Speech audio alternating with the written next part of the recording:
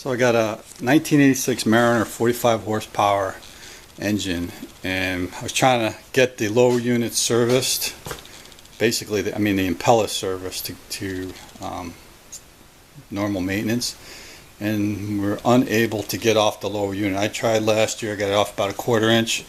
I brought it to a local marina. They tried, they tweaked it a little bit. As you can see here, there's a little bit of damage. Tried to get this off, but they weren't able to do it, so we didn't want to break it. So what I'm going to attempt to do is try a different idea, and as this video progresses, you'll see what I'm going to try to do.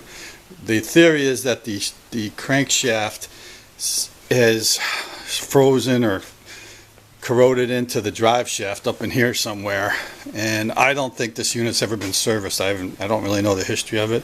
I don't think it's ever been off. You could tell because prior to this there was hardly any of these marks and things on here that are on there now, so I don't think anything was ever tried to be pulled off. So we'll see what happens. I'm gonna try something here and I'll show you how it works out. It involves taking the engine off, so I'll let you know as this progresses.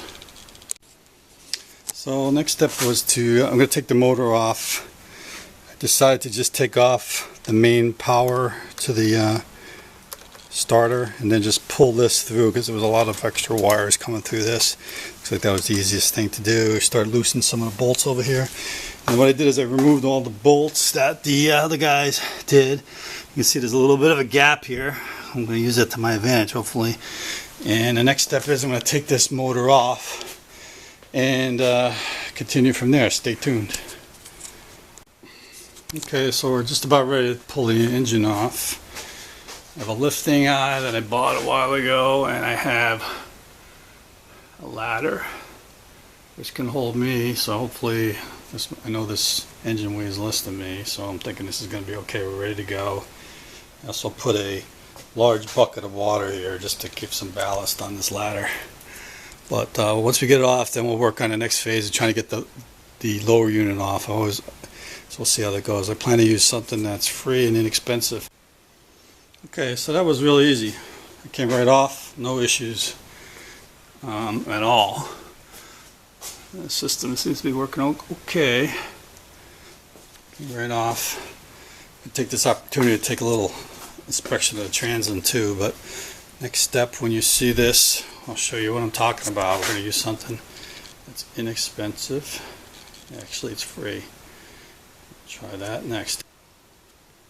Okay, so I let the motor down. I put on some rolling dollies, which I think was a good idea. As it comes down, it kind of slides.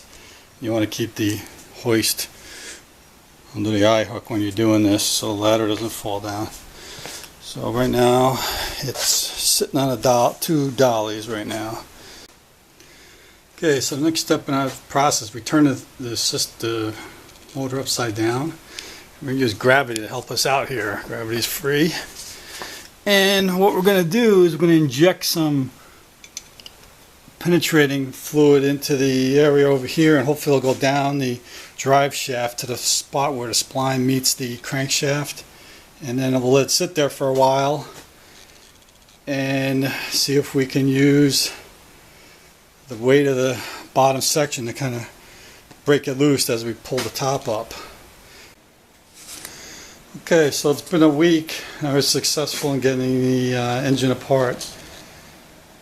I used an entire can of gunk engine degreaser and about a half a can of liquid wrench. Injected it into the area there, went down, and it was soaking for a week on where the spline meets the crankshaft.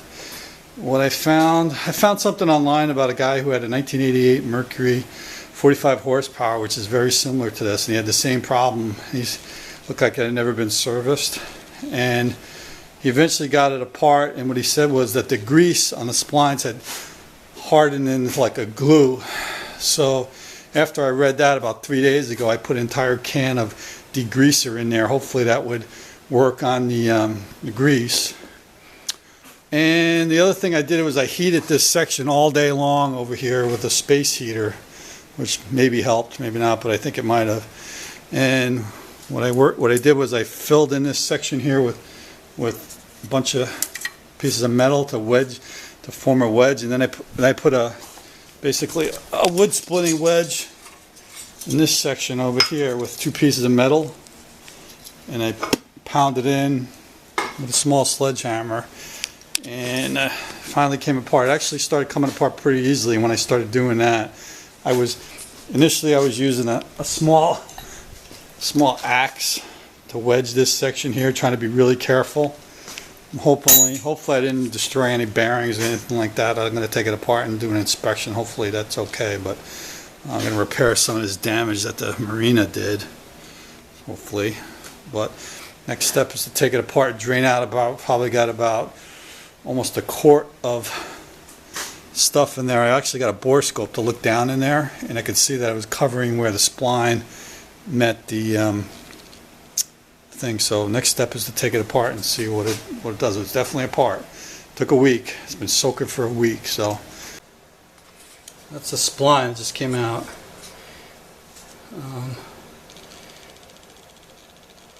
Looks hard to tell. There was a lot of grease and stuff on there, but nothing. The shaft is not twisted or anything like that. So take a look. Can't really see anything down in here. Drain that out, clean it out, see how it looks. So the whole reason for taking this thing off, I was to change the impeller. So I didn't know when that thing was going to go, but if you look closely at this thing was just about ready to go. So it's all worth it, even though I'm going to get all chipped up. This is the shaft. You can see I cleaned this off here. It looks pretty good. Clean out the inside, use some gunk. But yep, this thing was definitely ready to go. So I'm in the process of replacing it right now. So one of the last things that has to be done on this is there's a pin on the top of this shaft and actually spring load it. Looks like that. It's a spring and then a piece of metal on top. So this was all frozen up. And I didn't even realize it had problems. I took a close look at it, but what they did is looks like they peened it over to keep it captive. So what I'm going to attempt to do is Dremel out the edges of this, remove this, clean it out, put a new one in, and then peen it back over and grease it, of course. So hopefully that'll keep the shaft moves up and down on this unit, and I think this is, I believe this is there to keep the shaft engaged in the gears when you're shifting properly. And that could be one of the reasons I had a problem, I don't know, but it's definitely was all seized up and rusted, so I'm going to repair that. Okay, so that's the spring. It's pretty messed up. I wound up putting the drill on and just twisting it, filing it down a bit. Using a Dremel tool, a very fine diamond tipped head, got all the nubs off, and clean this out, put the new one in, hopefully peen it over, and look good as new. The last thing I did when I took this unit to the boat mechanics, they tweaked it a bit, which is they cracked off a bit of the housing. I gave them permission to do it, so I wasn't really surprised, but they really went at it pretty aggressively when it didn't come off. So what I did was I bought some of this stuff from, it's called Quick Steel from Blue Magic, aluminum impregnated epoxy, and I repaired the areas. It came out pretty good. Can't really see it too badly. It's a lot better than it was for sure. So that worked really good. Just put it in there, and I spent a little time sanding it down, so it's kind of more aesthetic than anything. But I just want to repair it. Put a little over here, some big gouge marks and everything. So it's pretty much ready to go. One more thing to do on the other unit. I'll put it back together.